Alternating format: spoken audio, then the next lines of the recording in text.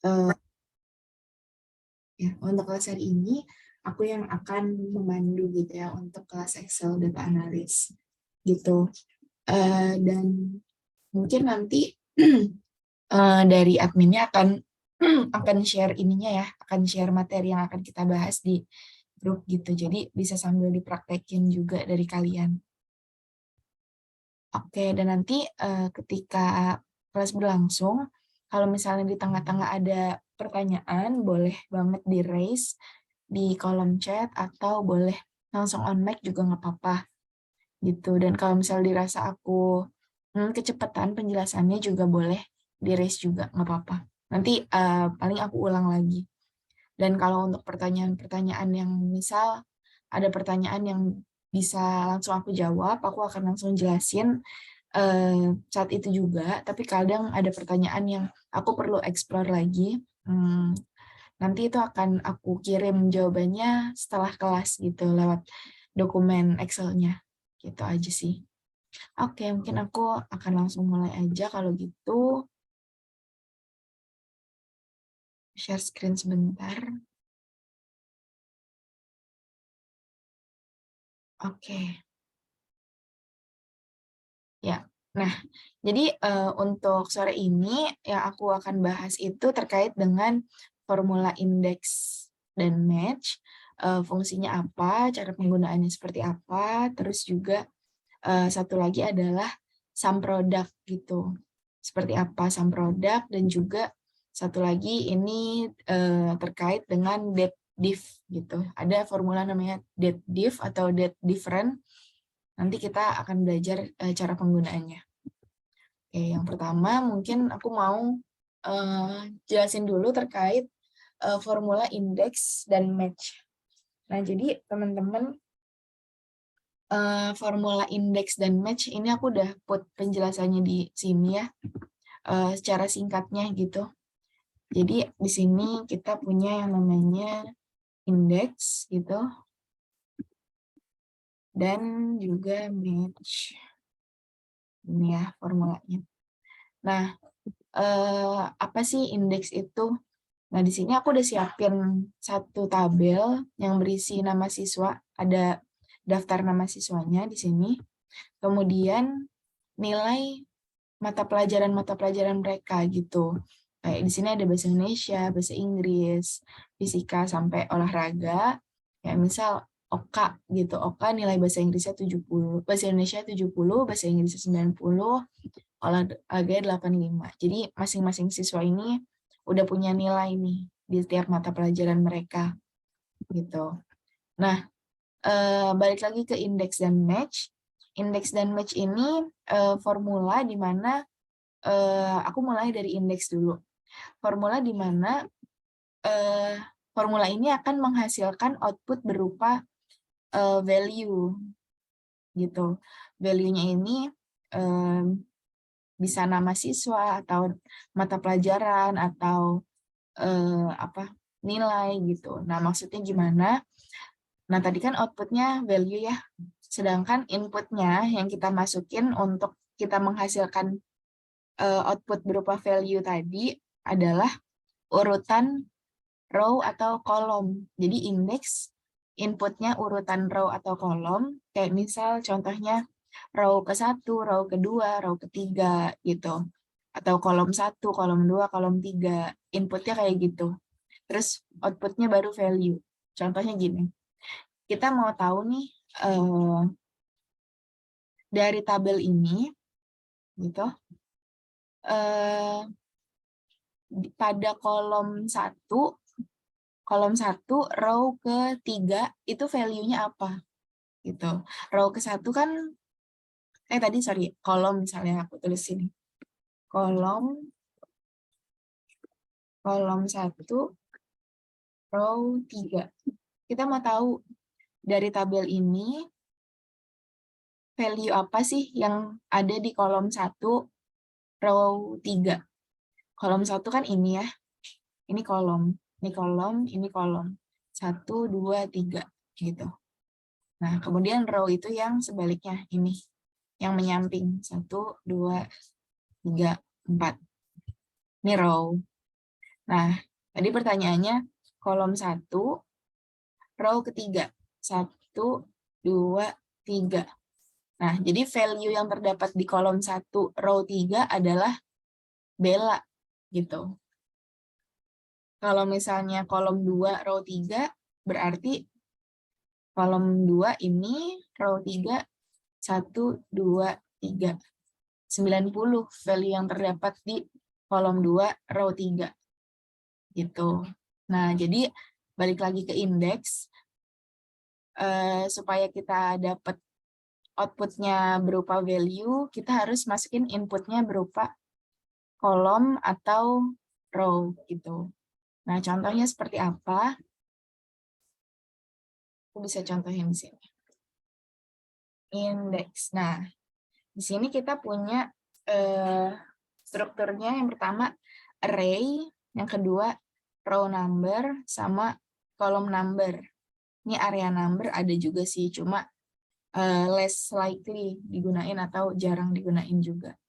Nah, array-nya ini adalah berupa tabelnya tadi. Tabelnya di blok, gitu.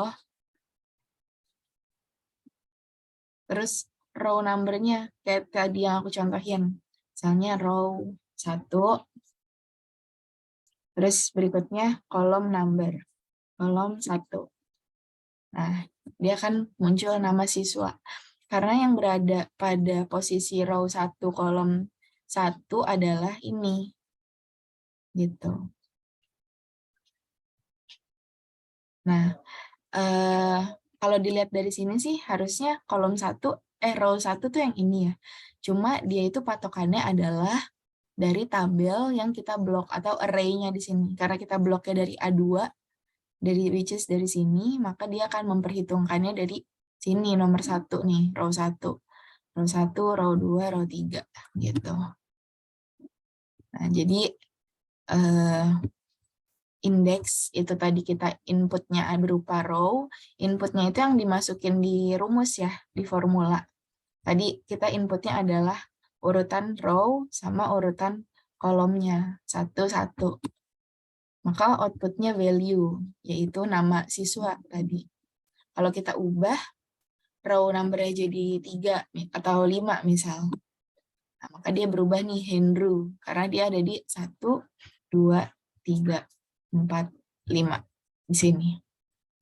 Gitu. Terus kalau kolomnya kita ganti 2, tadi juga akan menyesuaikan. 7, 9. Dia di sini ya berarti titiknya. Gitu. Oke.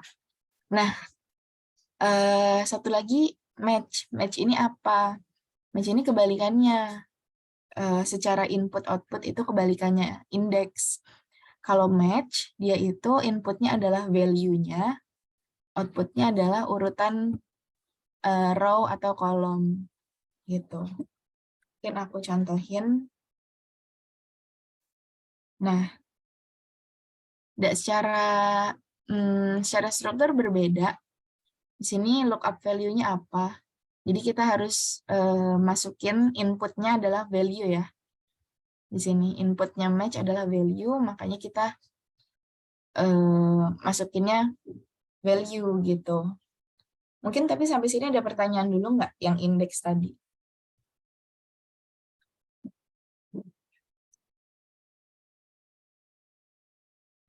Oke. Kalau nggak ada pertanyaan, aku bisa lanjut. Nah, match ini misal aku mungkin masukinnya ini ya, berdasarkan ini dulu. Misal aku tulis ini satu-satu gitu, maka dia akan hasilnya nama siswa. Nah, terus kita masukin match. Lookup value-nya mungkin kita bisa ambil dari sini. Lookup array-nya. Nah, array-nya adalah nama siswa. Array itu kan dia sekelompok atau sekumpulan apa ya, value gitu ya. Array itu bisa seperti ini.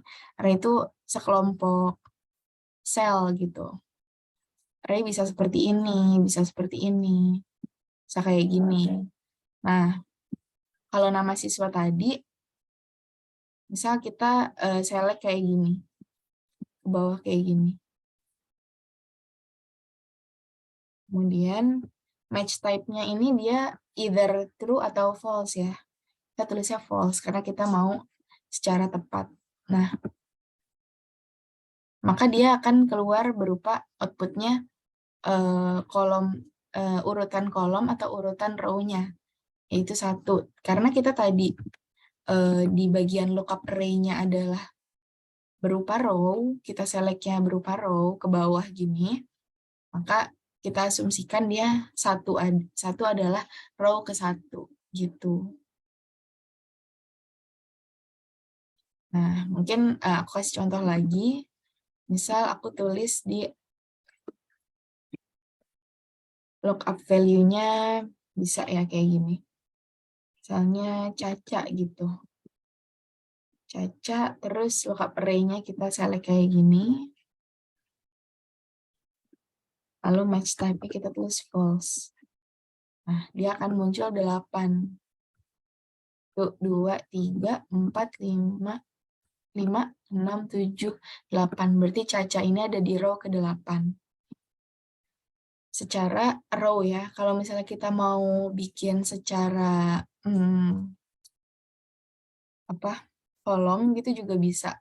Misal kita mau cari olahraga gitu. Olahraga. Nah, berarti lookup array-nya kita ubah. Jadi kita include si olahraga tadi. Nah, dia 8 juga nih. Karena dia terletak di urutan ke-8. 1, 2, 3, 4, 5, 6, 7, 8. Kayak gitu.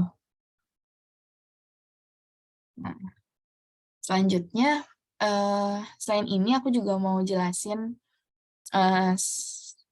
kombinasi antara indeks dan match ketika dijadiin ke dalam satu formula gitu seperti apa.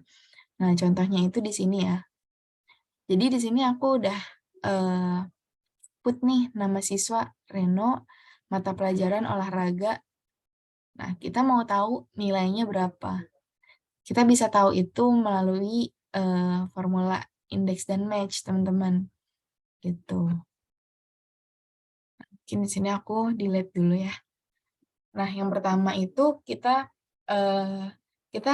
tujuannya adalah mau menampilkan value ya di sini, bukan urutan row atau urutan kolom. Nah, karena kita mau menampilkan value berupa nilai, berarti formula yang kita pakai itu yang outputnya berupa value. Tadi apa? Yang value itu kan indeks ya. Indeks, inputnya urutan row dan kolom, terus outputnya value. Oke, kita akan terapin di sini. Indeks, gitu. Nah, kemudian array-nya adalah kita blok ininya, tabelnya, gitu. Itu menjadi array.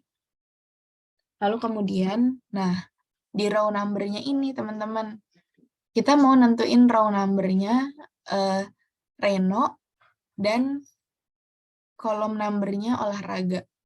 Nah, jadi kan di sini nama siswa dia adalah berupa kolom gitu ya.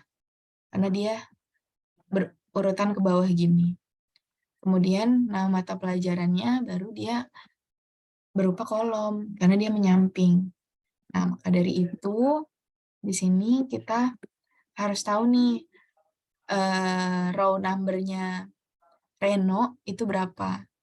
Nah, karena kita mau keluarin lagi nih output berupa urutan row-nya, maka kita pakai match di sini.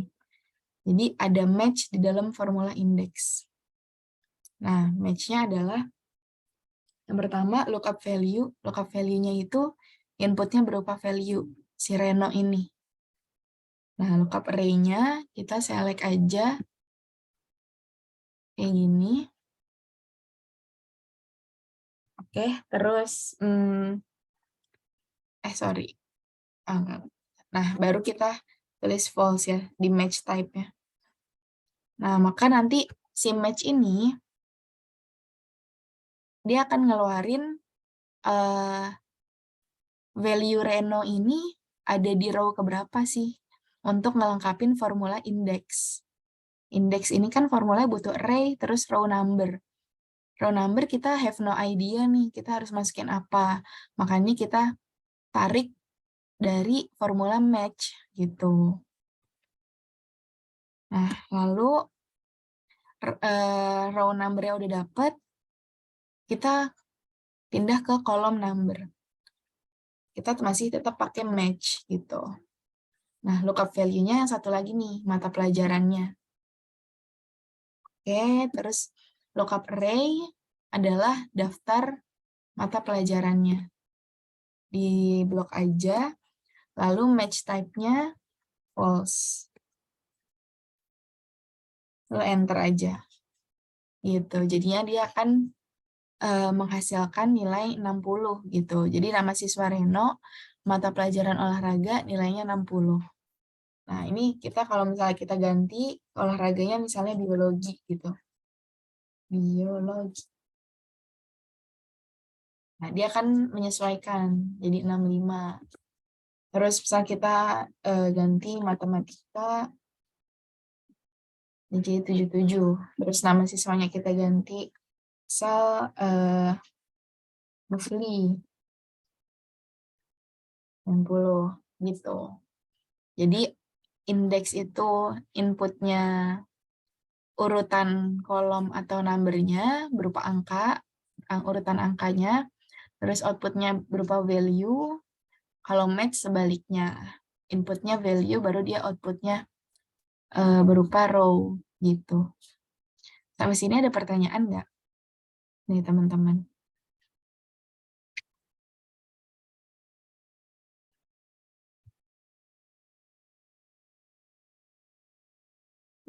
Oke, iya gitu sih. Mungkin satu lagi, mungkin kalau sebagian dari kalian udah tahu yang namanya formula VLOOKUP gitu barangkali ya.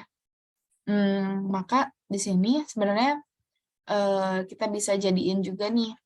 Misal kita mau VLOOKUP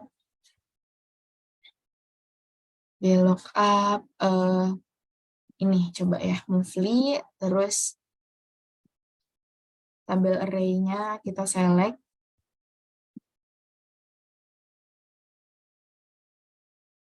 Terus kolom indeks, kita mau ngeluarin apa di sini? Ngeluarin misal di kolom kedua ya. Terus baru false. Nah, di sini 90. Nah, ini berarti kan kita tadi di lookup value ini kita mau tahu Mufli itu nilai bahasa Indonesianya berapa. Dia keluar 90. Nah, kalau di VLOOKUP, lookup value-nya ini, teman-teman, ini dia harus berada di depan dari tabelnya. Nggak bisa nih kita mau cari nilai bahasa Indonesia, atau misal gini. Nah, kita mau misal di sini jenis kelamin gitu. Kita nggak bisa nih mau cari nilai bahasa Indonesia dari lookup value-nya itu nama siswa, cuma nama siswanya ada di tengah-tengah, nggak di awal, itu nggak bisa. Gitu. Nah, tapi dengan indeks dan match ini kita bisa ngelakuin itu. Lookup value-nya mau dimanapun bisa, kayak patokannya gitu. Patokannya kalau lookup value kan, kalau VLOOKUP harus dia nama siswanya atau lookup value-nya harus di depan. Jadi posisinya harus kayak gini, harus di paling kiri. Nah, tapi kalau dengan indeks dan match nggak perlu. Jadi aku contohin indeks, indeks array. Nah, match lookup value-nya. Nah, kita baru di sini nentuin kolomnya gitu. Di sini misal OK. Nah, lookup array baru kita blok ini, kemudian Match type-nya kita tulis false. Kurung. Nah, baru di sini kita put kolom number. Nah, jadi di sini kita yang pertama tadi indeks adalah kita blok dulu tabelnya, kemudian match ini kita menentuin row number-nya. Row number di mana itu jadi patokannya. Patokannya boleh nggak hanya bisa di ini ya, di paling depan, nggak kayak VLOOKUP. Itu bisa jadi di tengah, di mana, di paling kanan gitu. Nah, terus baru kalau row number-nya udah kita tarik pakai match, baru kolom number-nya gitu. Misal kita mau tarik, kimia gitu. Berarti kita hitung aja 1, 2, 3, 4, 5, 6. Ada di kolom ke-6. Kita taruh 6. Jadi 81 keluar gitu. Untuk tadi kita cari apa nih tadi? A3. Oh, kita cari OK. Nilai biologi ya tadi ya. Oh, nilai kimianya OK gitu. Gitu sih. Jadi indeks dan match ini bisa jadi penggantinya VLOOKUP juga gitu. Oke. Mungkin kalau udah nggak ada pertanyaan, aku bisa move ke pembahasan selanjutnya. Sorry. Oke, nah kalau ini cukup simpel juga sih sebenarnya. Aku mau bahas terkait dengan formula sum product, teman-teman. Nah, jadi untuk sum product ini seperti nama formulanya ya, sum gitu. Kita ingin menjumlahkan, tapi menjumlahkannya itu nggak menjumlahkan biasa. Kalau sum product itu kita menjumlahkan misal dalam hal ini gitu ya, case ini adalah harga satuan 100.000 gitu ya. Ini ada nama produk, varian, tanggal terjual, terus harga satuan, kuantiti terjual, dan total harga. Harga satuannya 100.000, kuantiti terjualnya 2. Berarti kita harus mengalihkan 100.000 kali 2 supaya jadi total harganya gitu. Begitu juga dengan yang seterusnya ya, 100 kali 2, 100 kali 1, ini 200.000 kali 1, terus ini 300.000 kali 3. Pokoknya sampai bawah, baru kita bisa dapat total harganya gitu. Nah, kalau di sini kita mau belajar menjumlahkan perkalian antara ini dan array yang ada di sini dan array yang di sini itu dijumlah. Jadi kalau secara formula tadi kita tinggal tarik aja array-nya yang mau dijumlahkan. Ini dan ini. Kalau kita enter hasilnya 3.800.000. Jadi cara kerjanya dia adalah si sum product ini dia akan mengalihkan array-nya tadi ya dengan sesuai gitu, di row yang sesuai. Kayak tadi kan aku select D2 sampai D17 sama E2 sampai E17. Berarti kedua array ini dia akan mengalihkan 100 kali 2 ditambah 100.000 kali 1 ditambah 100.000 kali 1 ditambah 100.000 kali 1 sampai seterusnya, sampai 50.000 kali 1 ini. Nah, ini sama kayak si total harga, teman-teman. Kalau total harga ini kan kita satu-satu ya menghitungnya. Kita menghitung dari harga satuan dikali kuantiti terjual. Hasilnya segini. Terus kalau udah ketemu sampai akhir, lalu kita baru jumlah gitu. Misalnya sum ini. Nah, dia hasilnya 3.800.000 juga. Gitu.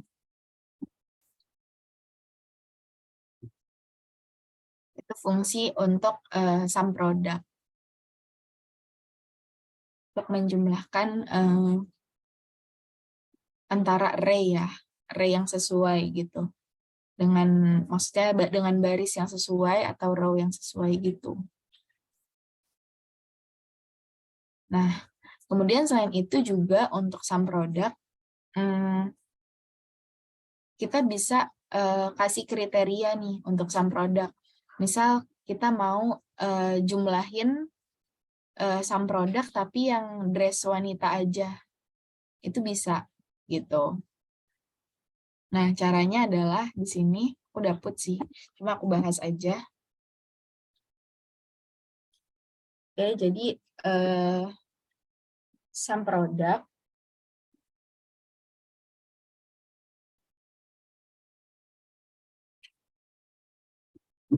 Nah, terus kita mau misalnya kriterianya adalah di sini nama produknya sepatu boots ya. Nah, kriteria sepatu boots ini kita akan tulis dengan cara kita buka kurung, kita blok aja nama produknya, kemudian sama dengan ini H3 sepatu boots. Nah, gitu. Itu untuk masukin kriterianya. Terus dikali, sebenarnya ini bukan dikali ya, lebih kayak separatornya aja.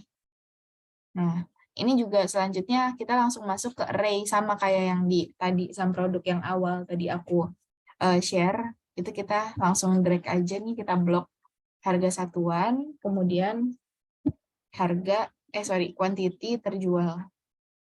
Gitu, baru kita enter. Jadi 2.100.000 untuk total harga sepatu boots. Kalau misalnya kita ganti gitu, topi anak. Nah, dia akan berganti. Jadi total yang terjual nih topi anak seharga 200.000. Terus kalau misalnya kita ganti dress wanita senilai 1 juta total keseluruhannya. Gitu. Sampai sini ada pertanyaan dari teman-teman? Atau masih ada yang bingung barangkali?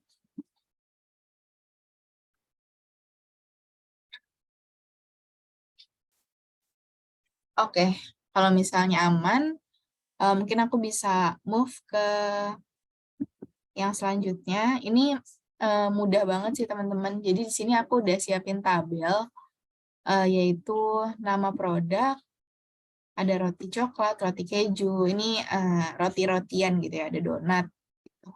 Ada selainya juga. Lalu di sini kita punya tanggal produksinya dari masing-masing produk. Kan biasanya kalau di roti itu ada tanggal produksi, terus tanggal kadaluarsanya gitu. Sini juga ada tanggal kadaluarsanya. Nah, setelah itu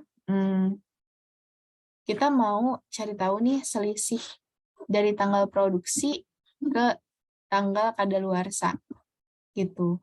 Selisihnya berupa hari, bulan, dan tahun gitu. Selisihnya berapa hari, berapa bulan, berapa tahun gitu. Oke, ini kita pakai yang namanya date if, teman-teman. Date diff. Date diff atau date different gitu. Nah, ini di sini ada keterangannya. Counts the number of days, months of year or years between the two dates. Jadi dia mengambil selisihnya gitu. Nah, di sini untuk strukturnya dari formula date diff ini, yang pertama kita masukin aja start date-nya. Start date kalau dalam case ini berarti tanggal produksinya ya. Start dia produksi, kemudian end date-nya adalah tanggal kadaluarsa.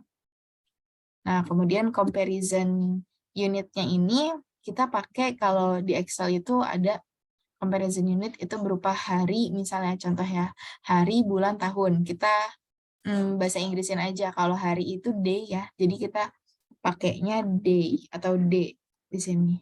Kalau bulan M, kalau tahun Y untuk comparison unitnya. Supaya dia bisa menghitung selisihnya berupa hari gitu. Enter. Maka dia akan muncul selisihnya adalah 10 hari gitu. Nah, kalau misalnya yang bulan gitu, kita tulis date diff, kemudian start date, end date, Comparison unitnya kalau bulan itu month, maka kita tulisnya M. Enter. Nah, karena dia itu nggak dia adalah di bulan yang sama ya, tanggal produksi dan tanggal kadaluarsanya, maka dia hasilnya 0. Nah, begitu juga tahun, karena nggak ada perbedaan tahun di sini, maka dia udah dipastikan 0 sih. Tahun itu year, jadi kita masukinnya Y, K0. Nah, mungkin aku kasih contoh yang ini ya, ada perbedaan bulannya nih. Date, div, start date-nya ini, end date-nya tanggal kadaluarsa, lalu comparison unit-nya adalah month. Nah, maka dia 13 gitu, karena dia start-nya Agustus 2022, lalu kadaluarsanya di September 2023.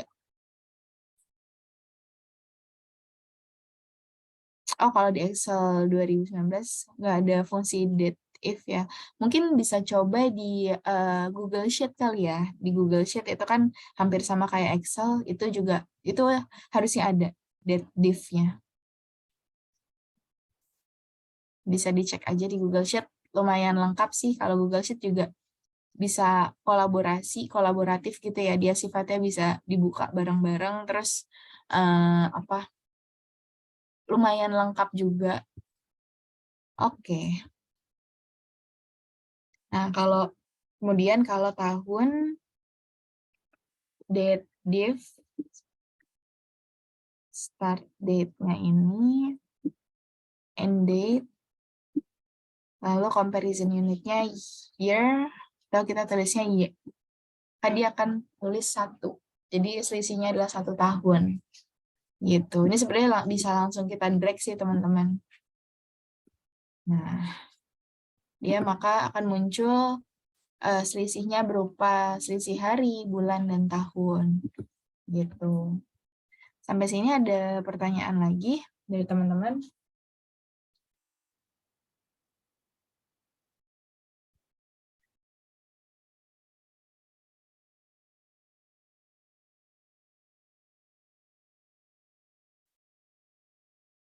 Oke.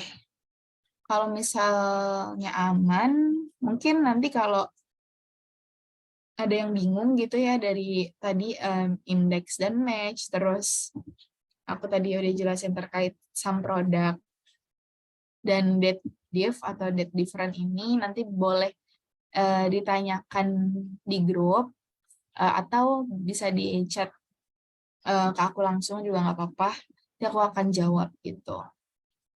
Kalau misalnya nggak ada pertanyaan lagi, mungkin aku bisa dismiss kelasnya ya. Nanti ini filenya sebenarnya yang aku share tadi udah ada jawabannya ya. Jadi mungkin yang ini kayaknya nggak perlu di-share lagi. Cuma mungkin cukup di rewatch aja videonya kalau masih ada yang bingung-bingung. Oke, kalau gitu aku stop share. Thank you semuanya yang udah hadir.